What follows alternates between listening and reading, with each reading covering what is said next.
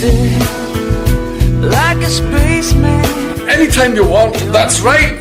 You can now listen to the Sweeps Fox Show 7 days a week. Just go to the website. You know where that is. So, as Sweeps always says himself, tune in, turn on and take off with Sweeps and the gang. See you all down the road then on the Sweeps Fox Show, Radio Ireland. I like the turn on part, don't you? And more signs going up, folks. The Paranormal Convention, Dublin. Yes, that's the place to be today. And we're going to be taking you along the roads. Well, we're at this gig, folks, at the Irish Paranormal Association Convention. These are the booths for the concessions.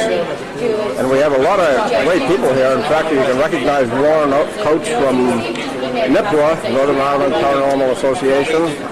Done Sweeps Fox show with him, and a lot of other people here showing some interest, so I'll be up next speaking. Let's take a walk in the room there. And of course this is sponsored and organized by the PIGs, the Paranormal Investigation Guys. As we take a look in this concession area, just give you a quick panoramic view.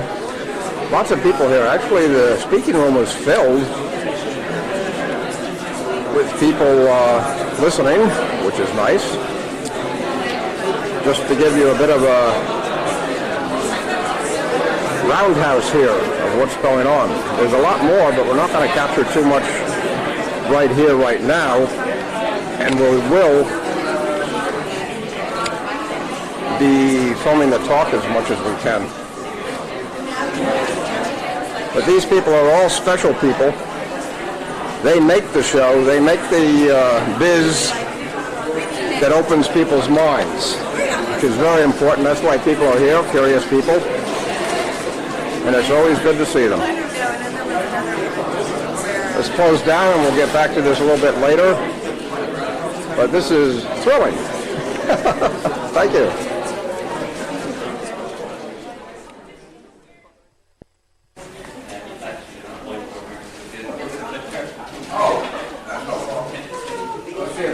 Hello, everybody can hear in here now? Yes? Okay. Hello, Rosie. Cheers. You need that. I wonder why I need this. I don't. Okay.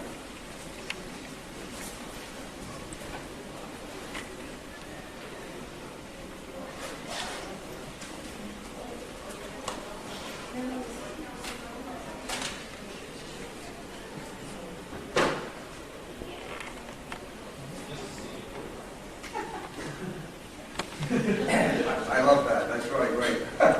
Okay, it is good to be here. This is the, second annual PIGS convention. Actually, it's the Irish Paranormal Association Convention, run by, worked hard by, and put together by the PIGS, which is what? Paranormal Investigative Guys. And that's another story, isn't it? There's no women speakers at this thing. And they have all this intuitive ability. They should have women speakers here as well. Balance it out a little bit next year, right? I'm going to see. Right? We'll work on that. Okay. I don't see a lot of... Show you this pig. I'm sorry? May I show you this pig? We didn't hear that, no. You can say it louder later. Just to get started here, I don't see a lot of sheeple. I do see some people and a lot of curious mind faces, which is why we're all here. So welcome everybody and thank you.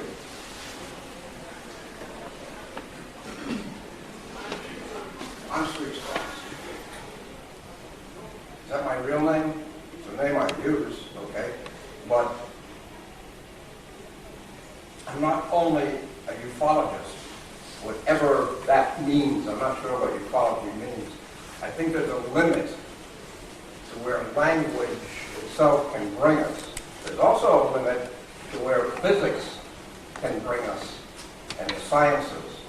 Anybody here in the major field of physics or particle quantum things, quantum mechanics? No? Okay, we'll touch on those areas a little bit and tell you why they have nothing to do with the real of reality. So we're going to talk about many faceted things here today. And we can do a little interactive type of audience thing where, since this talk will probably go for the full hour, with questions and answers supposed to be after the talk, they want me to throw in a few other points here because one of the speakers wasn't here. Excuse me. So at times I'll ask you as an audience, I won't point to you individually, I'll just see if you want to ask a question or make a determination or a point about something I'm talking about. All right? You just raise your hand during the talk if you want, so we don't have a real formal question and answer period. Let's get on with this.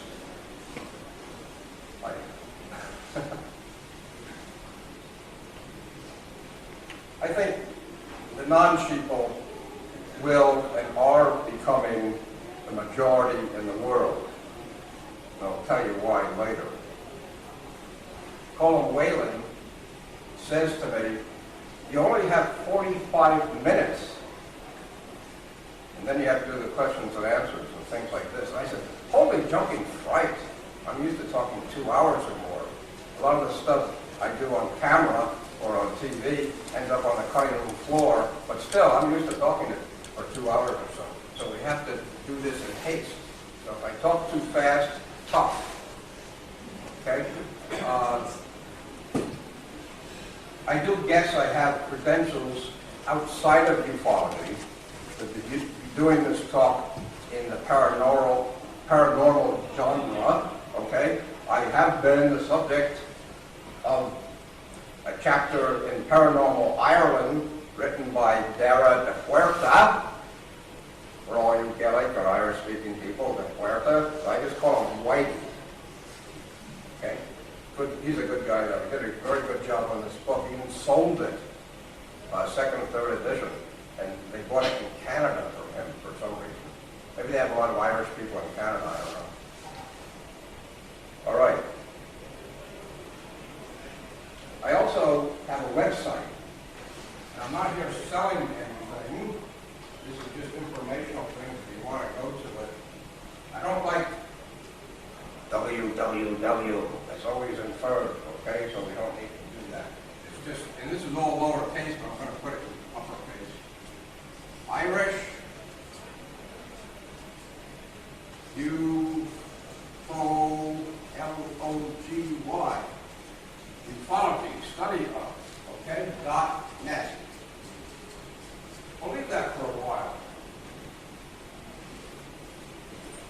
The reason I say that Irish ufology has something to do with the paranormal is because the formal name of my site is Irish Ufology Forum Outreach and Paranormal Studies. And there is a convergence there, which a lot of people might be aware of, and we'll try to work it into this discussion. Paranormal, what does paranormal mean to begin with? Does anybody have a good definition of paranormal? Something out of the ordinary, maybe? Outside of the normal reality. Okay. Normal reality. Normal life. Right? That's the idea. That would be a consensus, I'm sure. Okay. If you want to go to Google and do a little looking around for definitions of paranormal, you probably come up with something like, it's an umbrella term used to describe a wide range of reported anomalous phenomenon. See? Words. Okay, or they'll say extrasensory and seemingly outside of normal sensory channels, whatever normal means. I can understand them saying average. I don't think anyone knows what normal means. The other thing they might say is paranormal is beyond the range of scientific explanation. Okay. In the grand scope of things, all things, in the great scheme of things, something has been happening for several generations now in mind things. notice I didn't say brain, bioelectrical chemicals.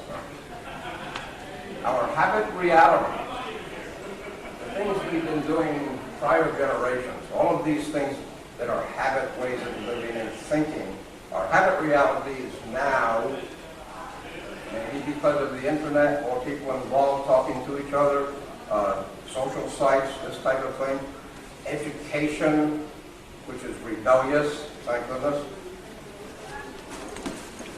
are habit realities being examined and rejected increasingly by multitudes of better informed, better thinking people who are searching for meaning in their lives. What does it all mean? Basic question.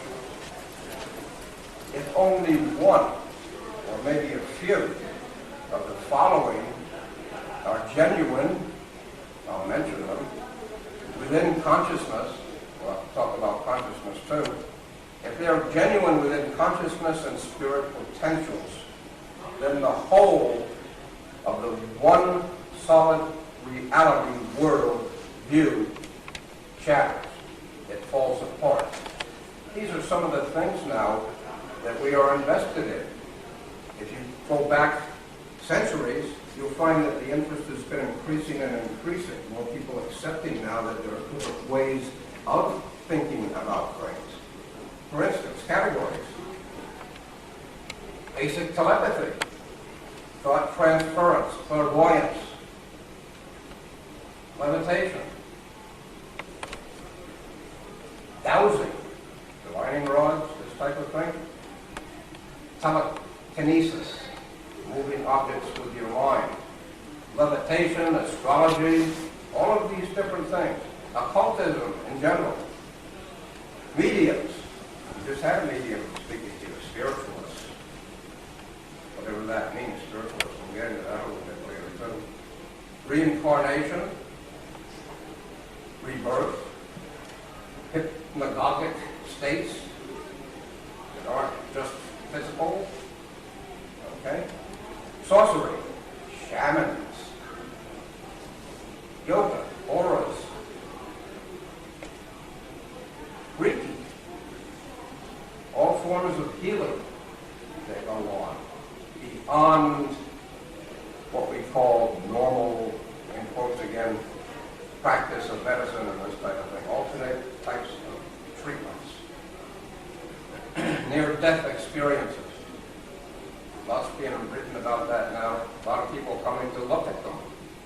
All of these different case histories of near-death experiences.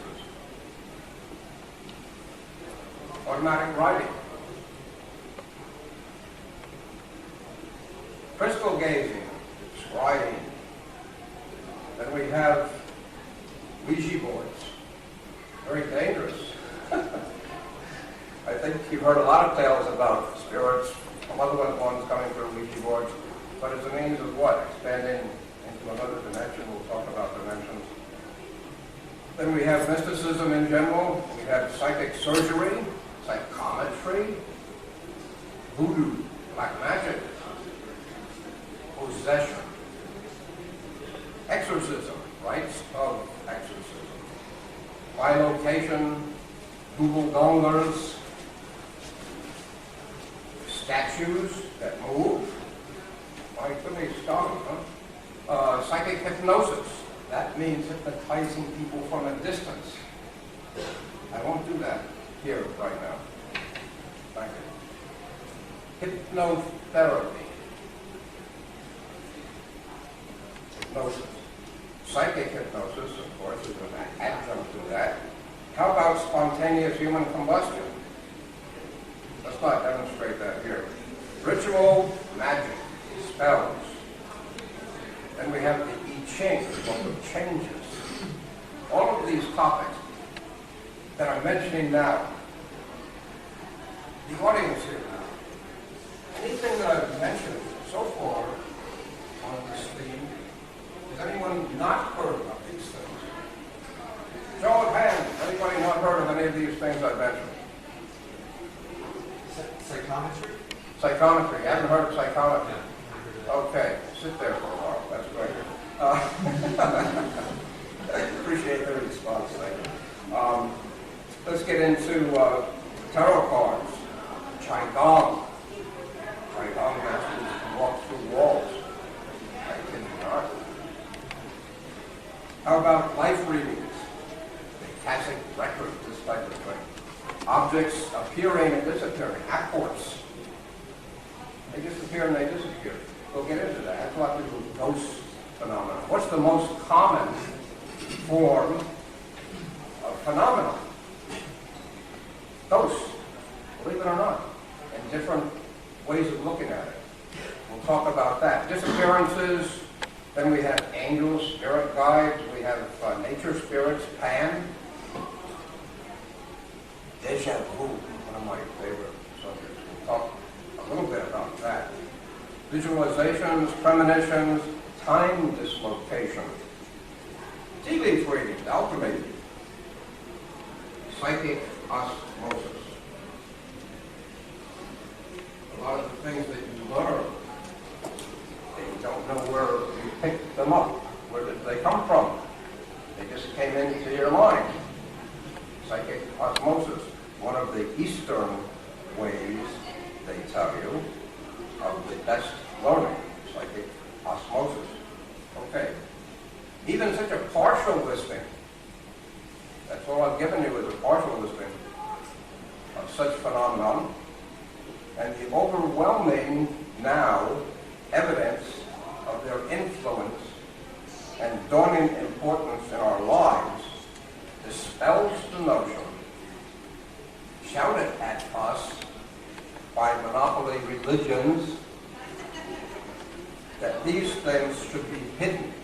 In other words remain esoteric, esoteric from the general public. We don't have any right to explore these things. Why? Because I like to say in my talks, no major structured, organized religion serves the spiritual needs of humankind. They serve themselves. They want the monopoly on all of these things. And we are in deep need of a free-running assault on everything that we ever thought of as defined and solid. In other words, the reality we've been brought up with for generations. For the very first time in humankind's known histories, I say known histories, on this planet, we, the children of the overall universe, are becoming aware of something together. Nothing seems to work as it used to. In only the recent historical past, recently, change occurred slowly through the drawing out, slow machinations of the basic institutions. Society, cultural things, science, religion, education, all of these things working together, they change slowly. The mass mind of people. They created their own, through this slow process, they created their own measurement of things, created a reality based on those measurements, and sought to measure everything by that or their reality. And it has become a habit, and it froze until it cracked. We're at that stage now. We are now in the informational age, Tumblr, of incessant change, of information, thanks to the internet, or educational differences and tools and things like that. So all the things that we look at as familiar in past decades are breaking up. But had to come to this eventually if our ignorance and bondage was ever to be exposed and overcome. So our challenge now is to explore the individuals and see individuals.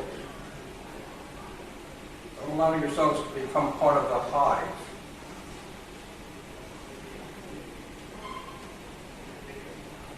It's necessary at this point to issue the routine warning here. My routine warning. Listening and being here, right now, just the way you are, can seriously damage your mental health. But only if you are completely accepting of the firm and solid world in which you find yourselves, and don't feel trapped. On the other hand, it's strongly suggested that you ignore the health risks, if only to arm yourselves and be prepared for what's coming and what has really always been here. Otherwise, being here now as you are will open you up. You say, I'm already open. Okay, go with that then. But its intended drug effect, this type of talking, is limited to altering all of your mental polarities and spiritual polarities. Cause new wonderments, create hope and humor. Humor, very important. People sometimes forget humor. And it will unfold the kaleidoscopic, crazy quilt of new realities for you, from which you can choose. You make the choice. And you can never go back. You won't want to. A bit of an interlude here, folks. One of the speakers today, read his name here, Paul O'Connor, the remote viewer. He was supposed to talk about remote viewing. And he's supposed to be an international speaker trained by Lynn Buchanan, who reportedly was an ex-psych, ex-spy, an ex-printer of declassified material, and this and that. How many people we're trying to keep this a little bit interactive, you know? How many people know of, heard the term, read about, have been exposed to the concept of remote viewing? Show hands. Everybody. Okay. So I've been asked to talk a little bit about that since he isn't here. I do know more than a little bit about that. I was in military intelligence. I know from the inception date when they first started this. Okay? It was a program brought over to the Army and to intelligence and used, and I will shock you about who brought it over and the people involved in the field. So prepare to be shocked. Don't fall back. Okay. Remote viewing, what's it all about? Since everybody seems to be familiar with it, remote viewing is basically the controlled use of ESP, extrasensory perception. And they use a specific technical method in remote viewing of doing this. They have a set of technical rules for remote viewing. A remote viewer is said to be able to perceive a target, a person, an object, an event, even if it is located in a distant time or a future time or in space itself. Okay? That's basically the idea. However, it really is an attempt, remote viewing, to elevate consciousness in a person. It is a consciousness expansion, hyper-expansion technique requiring people who have an advanced degree of consciousness awareness.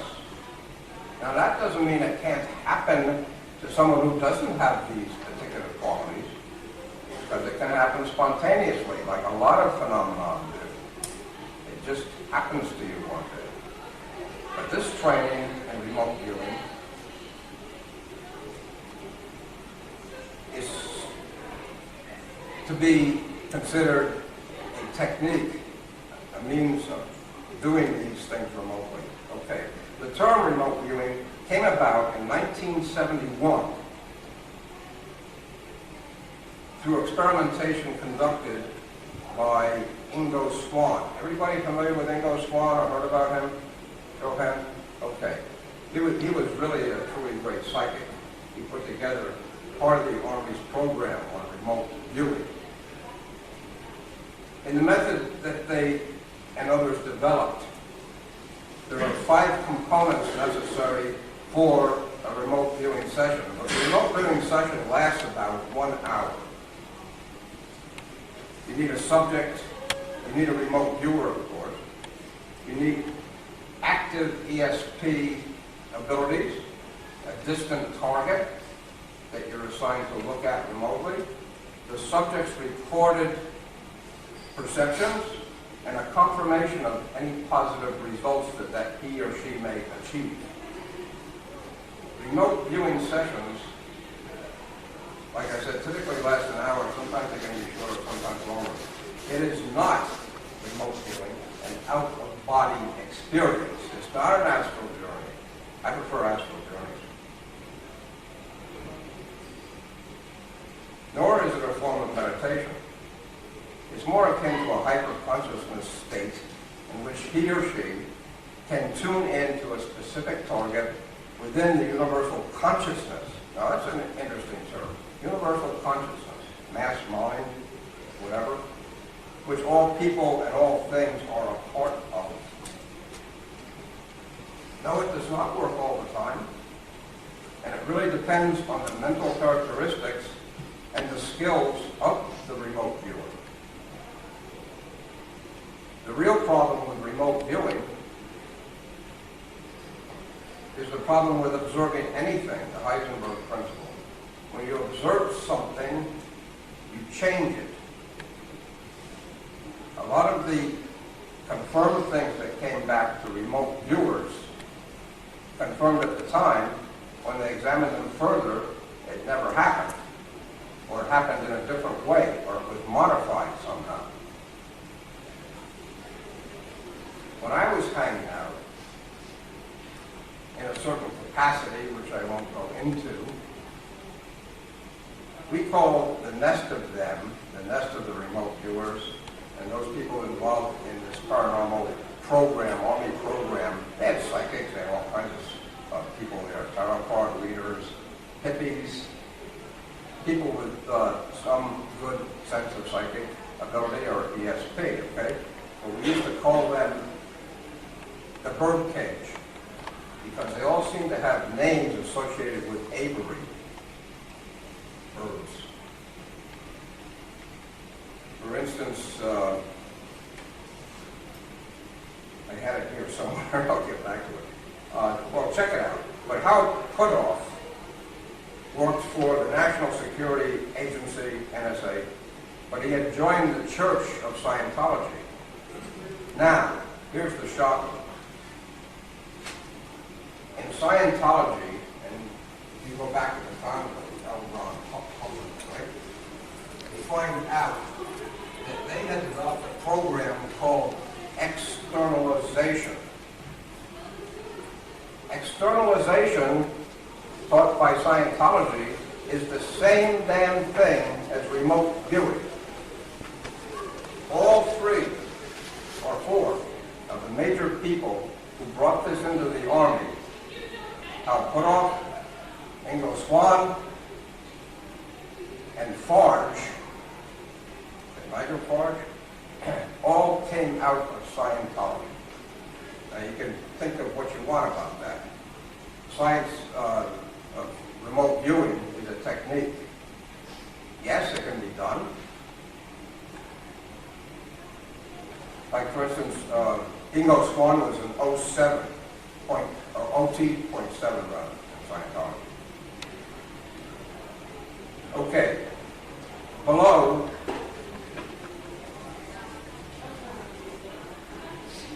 you can find it explained in the book Mind Reach. Mind Reach was written by two of the people in the Army program. It was written by Puthoff and Targe. Personally, I prefer astral projection, like I said. Thanks. Paranormal functioning, outbound experiments, this type of thing. All part of the Army curriculum at the time. It was finally declassified in 1995, but they had done away with the program a long time before that. Not that it didn't have some positive results, but because of the change of personnel in the DoD, the Department of Defense, the changeover was so rapid. A lot of these programs just got lost or shuffled around and finally closed. Okay, in summary on remote viewing, it's not really part of my talk, but I know about it. Acquiring this skill depends, or it's deemed impossible actually, under our current scientific paradigms. It does provide proof though, and self-satisfying proof, that we are indeed much more than our physical bodies. It's a great adjunct for a paranormal conference. So I wish Paul had been here to handle questions and answers about that. Now, what's the difference between having an extrasensory experience and a remote viewing one? Okay, things come in. Either way, and they can be exquisitely correct. I was notified when working in a project in Saudi Arabia in 1982 that during my coming holiday in the States, I would be contacted by an Army intelligence officer. It wasn't anything new to me. But he would do the newspaper trip. He'd sit there with the newspaper and, I'd have to go up and make sure he was the right person and this type of thing, and way of identifying things. So we met, of all places, in a Holiday Inn when I had this holiday. I could have told him that President Reagan, at the time, playing golf in the Atlanta, Georgia golf course, was going to have shots fired around him.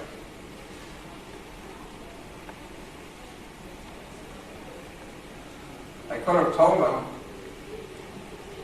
a lot of different things. He didn't want to know about those things.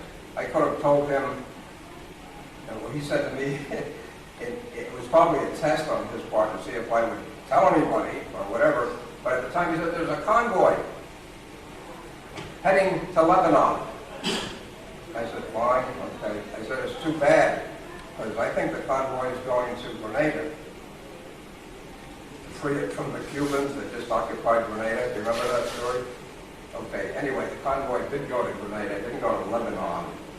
Right? I could have told him that right out. But I did tell him, it's too bad that you don't have a second convoy then going to Lebanon, because there's going to be a bombing there. And I had seen this. I said, it's going to be on the Marine base. Over 200 Marines were killed in that bombing, and then we pulled out of Lebanon. But he didn't want to know about that. He wanted to talk to me about the Saudi project and how I could help. Okay, take a brief time here, and we'll get back to the subject of my talk. There seems to be a convergence, similarities, of many UFO, alien, ET, extraterrestrial things, and the paranormal experience. You believe that? Ghosts, for example, are the most common psychic phenomenon in general. And you're sitting there, aren't you, Mr. Coates, who is the head of NIPRA, Northern Ireland Paranormal Association. Do you want to stand up, Warren, and just show the folks who you are? Yay! I always say those two things together. It brings brings the polarities together for you. And you say, oh yeah, I should consider both of those things. So if anything good happens, anything bad happens, your girl, your daughter, your girlfriend, whatever, comes home from college, says, hey, I got straight A's. I always say, yay, boo. Brings the polarities together. Now, also lets them know that they should start thinking about polarities. Okay, there seems to be this convergence.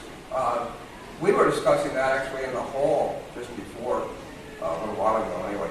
And one of the things that happens with ghosts and with ETs is that they seem to be able to look tenuous or ephemeral at times. They can go through walls, through windows, both sets, ghosts, ETs. What does that mean? Does that mean they're spirits, ETs? What does it mean? Different dimensions? Maybe they have a technology that allows them to do that. Ghosts can be wispy, or they can form up. Do you know that? Into three-dimensional looking beings. You could walk around them. They look living flesh solid. So do ETs at times.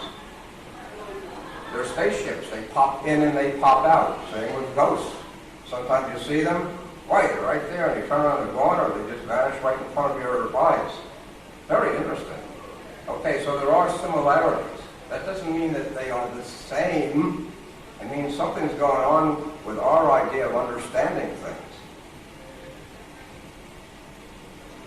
When facts and knowledge firm up,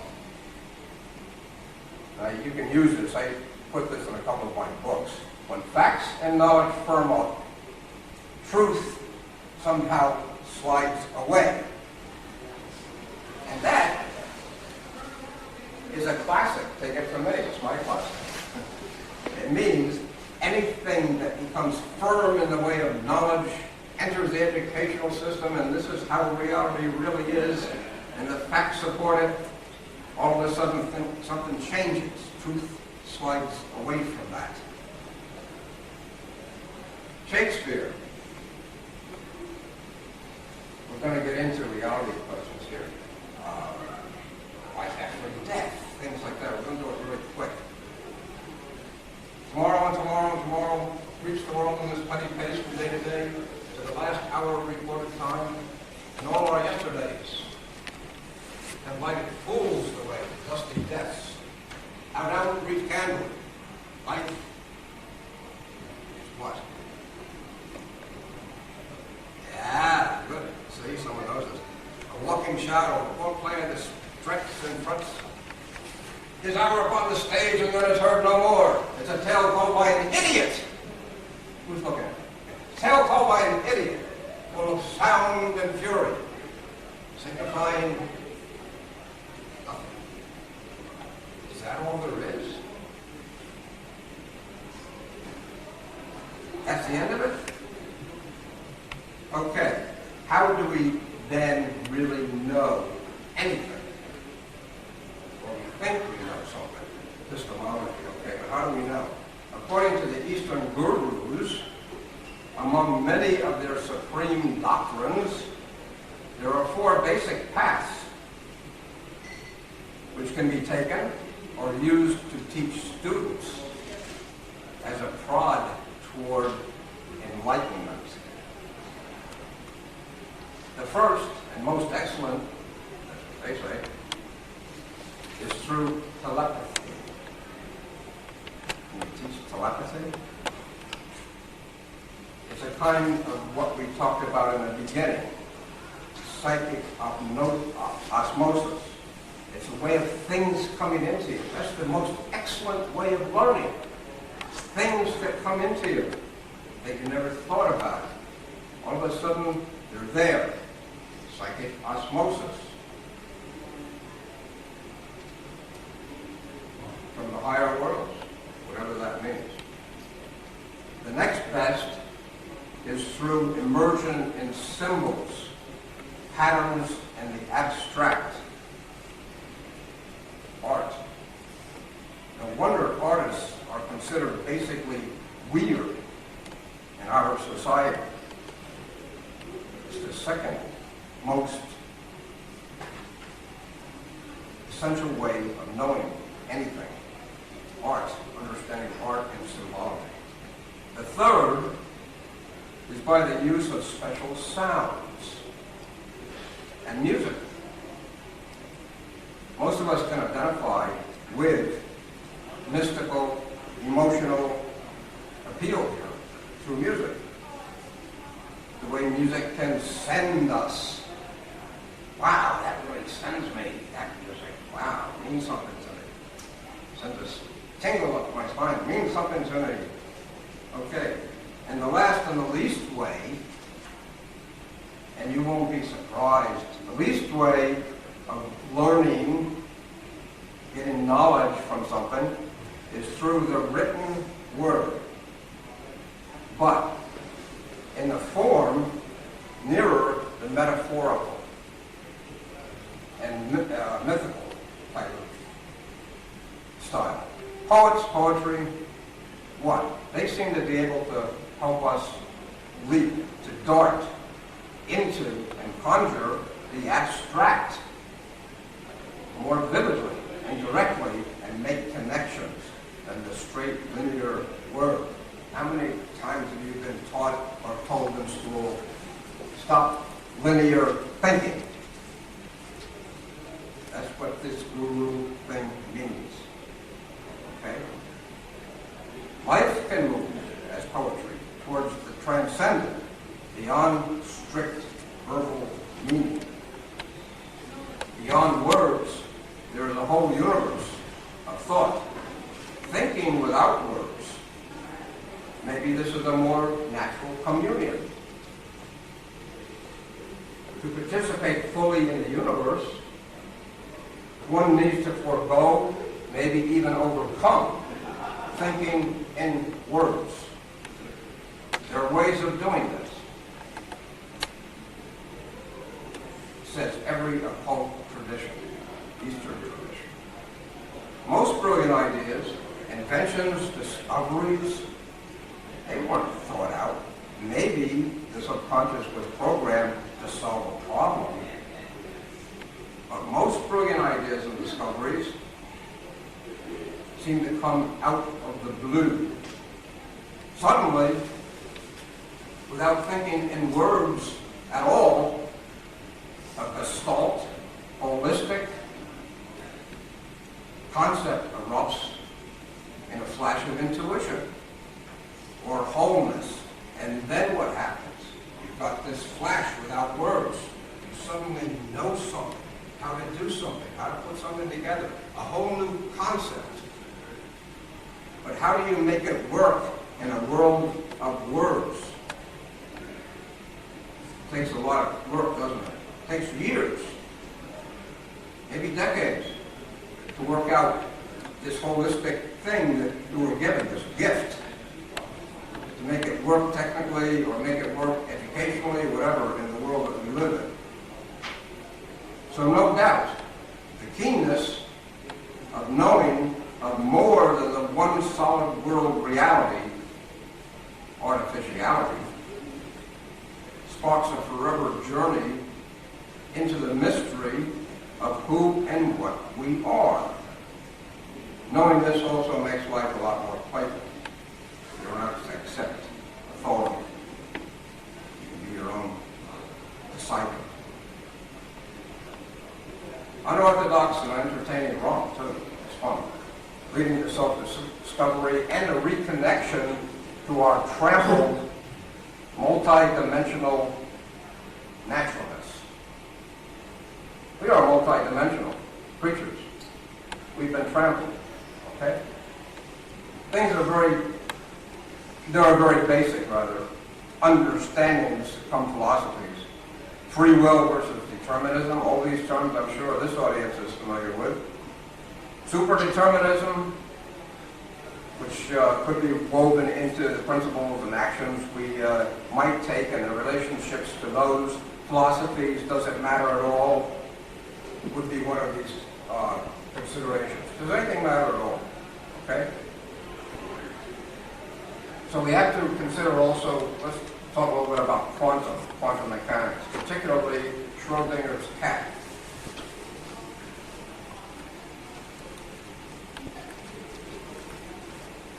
Perception, okay. The quantum revolution now shows that everything is relative to the point of view of the observer. Therefore, what is of value is not what can be measured by the mind, but what is felt in the experience.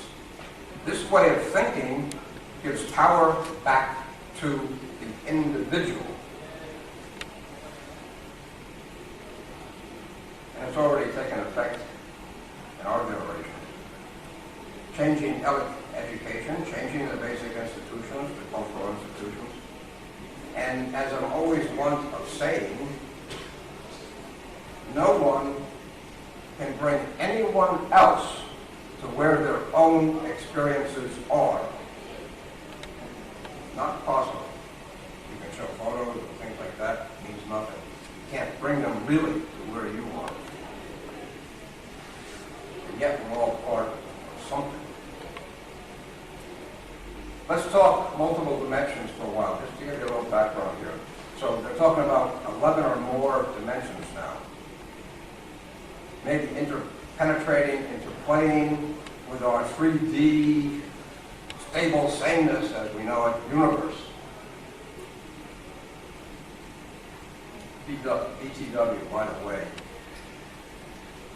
This consideration of parallel universes, in other words, there's more you, there's more me, on different dimensions, in different parallel universes.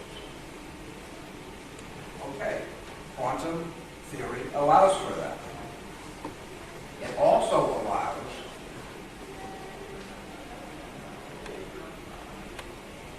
and here's the big thing, it also allows for all the paradoxes involved in time travel to be solved. In other words, if you are multiple me's, multiple you's, multiple I's, and parallel universes, all of the paradoxes involved in time travel don't exist. So time travel is possible. You might not come back to the same place even though you think it is. Let's talk a bit on something rather fascinating. And it's about, again, consciousness and its many dimensions.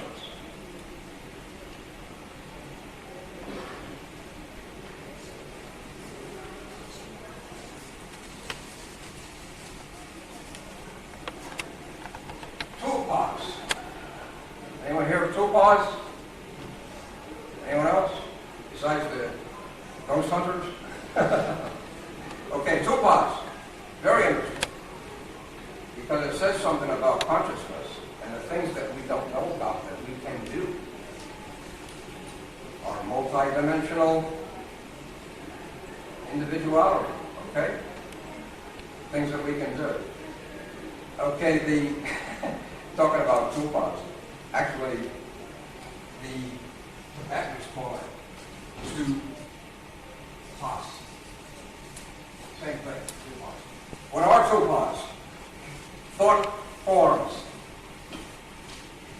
mental creations of real 3D functioning, living, breathing things. People have been known to create these things.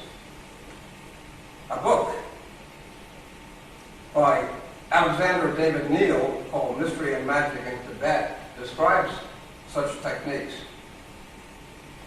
Observing the technique and practicing it herself, she was able to produce a toolbox, a monk figure that followed her in a distance, okay? Needed constant feeding by her mentally to keep alive and this type of thing. It took her a long time, finally, to make it go away by not giving it sustenance mentally. But toolbox, yes, okay. These are thought forms, and they exist. There's also a new book out,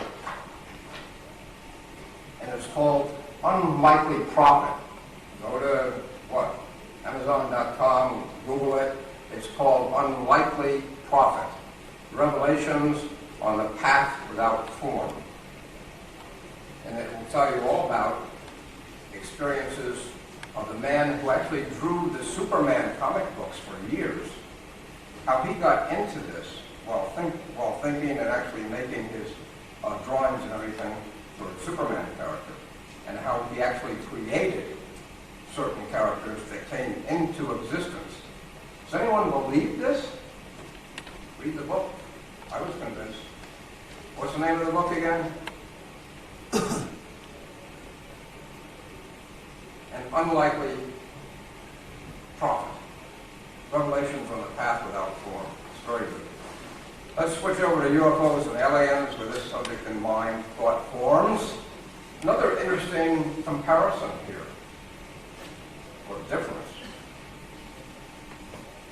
UFOs and aliens, thought forms. Is it possible that our worldwide mass consciousness, so involved now with the subject of UFOs, extraterrestrials, films, books, imaginations, toys, UFOs and aliens, did we in some way help create some of them, at least? Are they thought forms? Are they to us?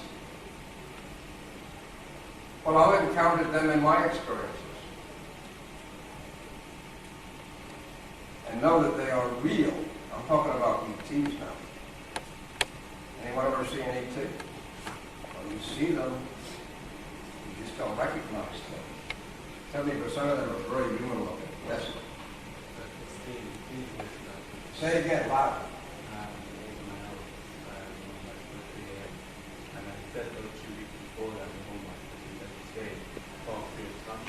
That's right.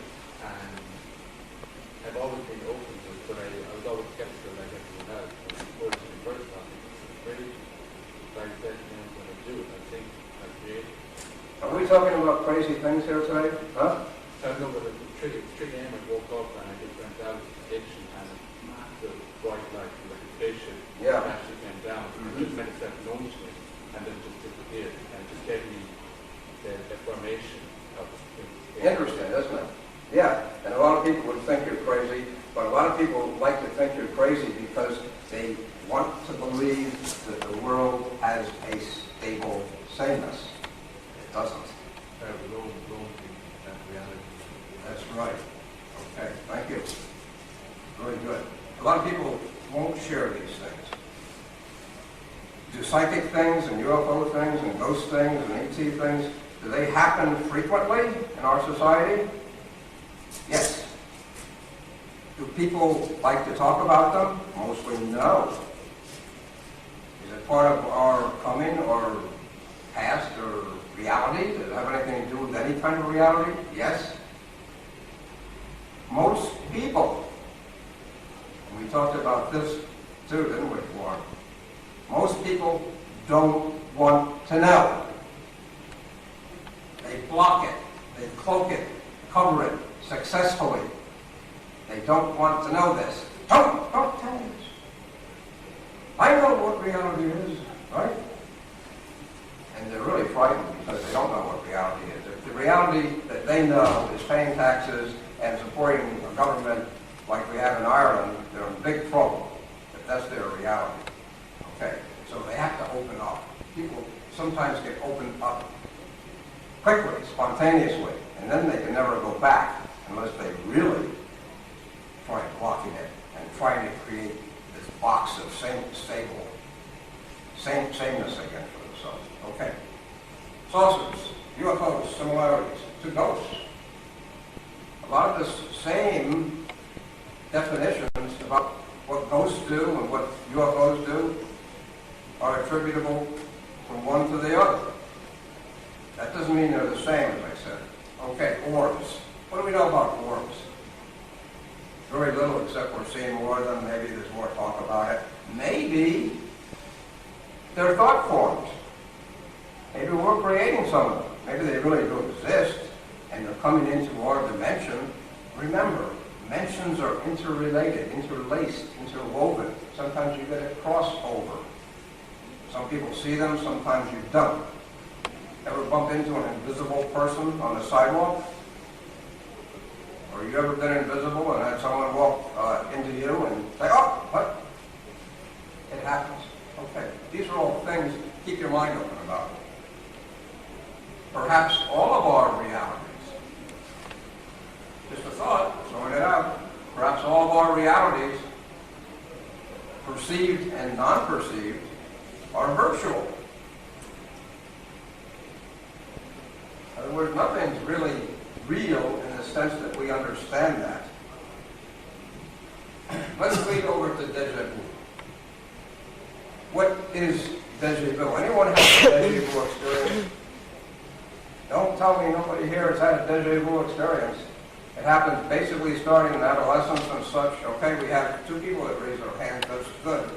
That is not proportionately correct for an audience this size. I believe a lot of people are hiding behind their stable sameness in the box. Okay. Deja vu. It's almost like, and the 2 people that raise their hands can comment on this any time, or anyone else for that matter. Deja vu is really like a memory of the future, but you don't realize that it's a memory of the future until it starts happening in the present. Deja vu means I've been there before. Psychologists,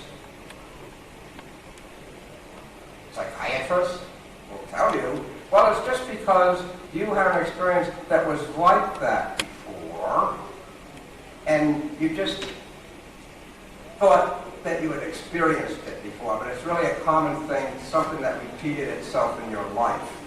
Not true. Deja vu. When you have a true deja vu experience, and we've had 2 people raise their hands here, a deja vu experience is an experience where you're in a certain place at a certain time. Hello, welcome, all of you. When you're in a certain place at a certain time, things start happening and you say, oh my gosh, I've been here before. You know what the person next to you is going to say before they say it. You know who's going to get up and go to the loo. You know the circumstances of how this is going to end, the conversation. You know the whole ambiance, the look of the room that you're in. And it's like you're standing back from all this. You're there, but it's like you cannot intervene. You can't change it, any part of it. But it unfolds just the way you remember it. And this has happened to me many, many, many times. How about you 2 fellas? You want to say anything on the deja vu subject, how it happened to you or anything? Well, deja vu, I think it happened to me this morning. I can't remember exactly what the feeling was, but I know it's something to do with being in Ireland, and I've only been in Ireland for a couple of days now, but it hasn't happened to me before. And the other one is when I was in South London at Crystal Palace Parade, where they were having a demonstration. And I was taking photographs of it. And I actually knew I was going to run out of film. And it was frustrating, it's like I couldn't do anything about it. I knew I was going to run out of film, and I knew there was nothing to do about it. Right, okay. I don't know if that really fits everything I'm trying to talk about. You have anything to say? What about Deja vu. Okay. Okay, right. We're running a little bit quick rather on the timer, even though I'm trying to rush things. Deja vu. When it happens, you'll know it because you can't interfere and you can't change it. And you know you've been there before. Okay. Descartes, the French philosopher, sort of the spirit, or at least the figurehead of the age of rationality, okay, the age of reflection, this type of thing. He said, cogito ergo sum, right? I'm sure you all had that in your education. Cogito ergo sum. This was supposed to be the era, ushering in the era of rationality. Cogito ergo sum means what?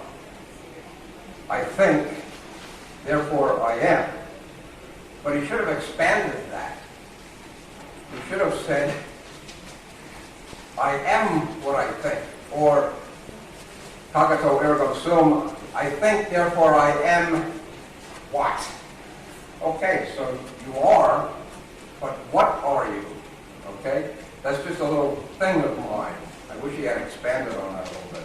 Because we have entered an era whereby the consciousness recognition, consciousness itself, must include the idea and the ideal that yes, I can bring about different realities by thinking about them.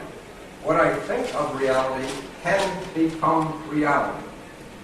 One attracts what the mind is drawn to.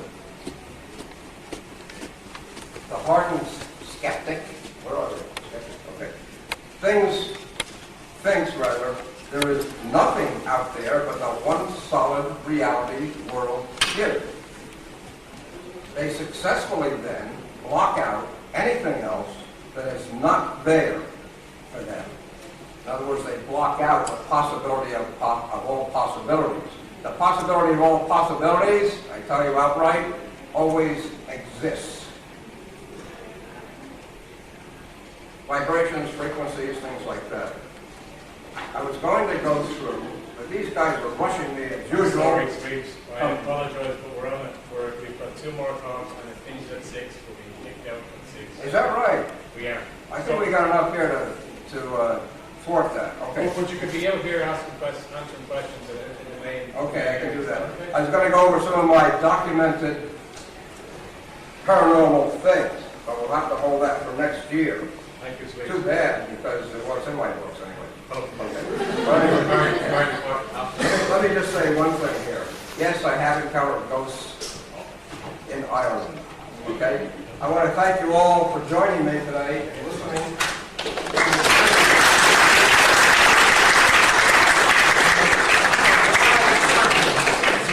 Okay?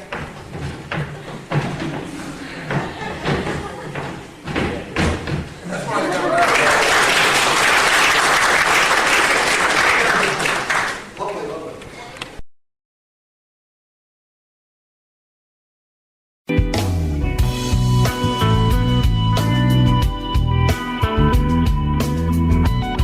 Here we go. As Sweeps always says himself, tune in, turn on and take off.